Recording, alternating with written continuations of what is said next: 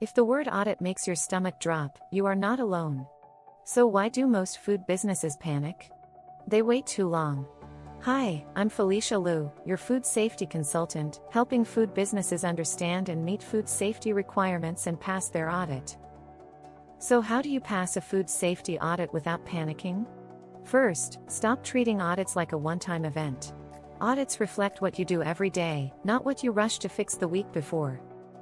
Second, make sure your records match what is actually happening on the floor. Inspectors notice gaps immediately. Third, train your team so they understand why food safety matters, not just where the binder is.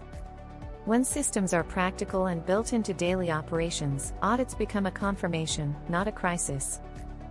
The takeaway is clear. Preparation always beats panic. Let us help you. Simply book a call with me using the link in the description or give me a call at 1-236-513-2488.